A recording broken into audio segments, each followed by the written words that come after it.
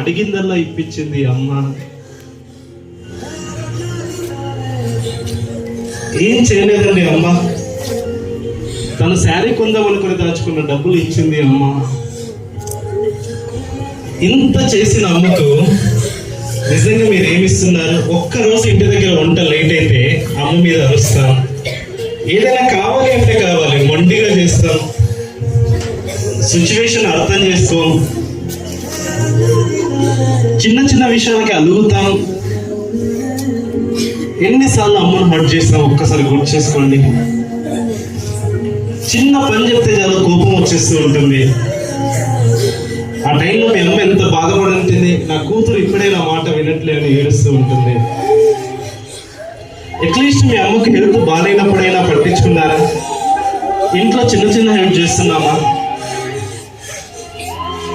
అరే ఏదైనా కావాలి అంటే ఓపిక ఉండదు.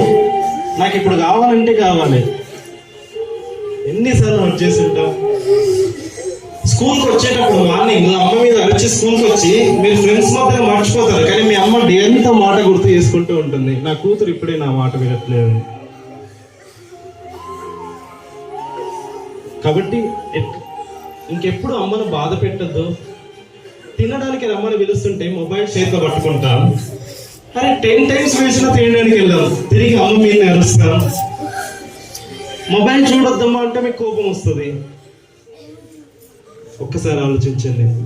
ఇంత చేసింది కదా మీ అమ్మ మీకోసం. అట్లీస్ట్ మనం అమ్మకు చిన్న చిన్న హెల్ప్ అయినా చేస్తున్నాం. తిన్న ప్లేట్ కడగడానికి కూడా మనకు బద్ధకం.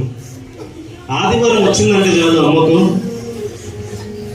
ఎంత ఇబ్బంది పెడతామంటే అంత ఇబ్బంది పెడతాం. నెక్స్ట్ నాన్న. ఇంత ప్రశాంతంగా నీడలో హ్యాపీగా కూర్చొని ఉన్నాం. ఈ టైంలో మీ నాన్న ఎక్కడో పొలాల దగ్గర, ఎక్కడో ఫ్యాక్టరీలో, ఎక్కడో ఉద్యోగం చేస్తూ ఎంతలా కష్టపడుతుంటాయండి నాన్న. ఇంటికెళ్ళి ఒక్కసారి మీ నాన్న చేతులు కాళ్ళు చూడండి పగిలిపోయి ఉంటాయి.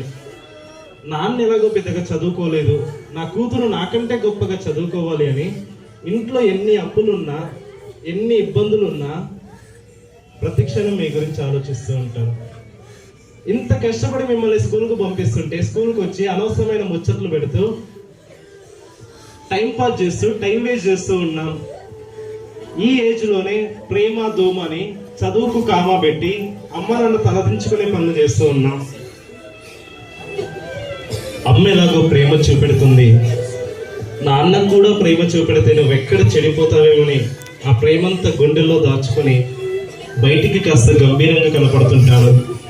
మీ నాన్నకు మోకాళ్ళ నొప్పులున్నా, బీపీ ఉన్నా, షుగర్ ఉన్నా మీ గురించి ఆలోచిస్తూ ఉంటాడు నాన్న. నాన్న గురించి ఎంత చెప్పినా చాలా తక్కువే. నెక్స్ట్ మీ టీచర్స్. అమ్మ నాన్నకు ప్రేమ సంబంధం ఉంటుంది, రక్త సంబంధం ఉంటుంది, మీరంటే ప్రేమ. ఏ సంబంధాలు లేని గురువు వాళ్ళ సొంత బిడ్డల కంటే ఎక్కువ టైం మీ దగ్గర స్పెండ్ చేస్తూ ఉంటారు.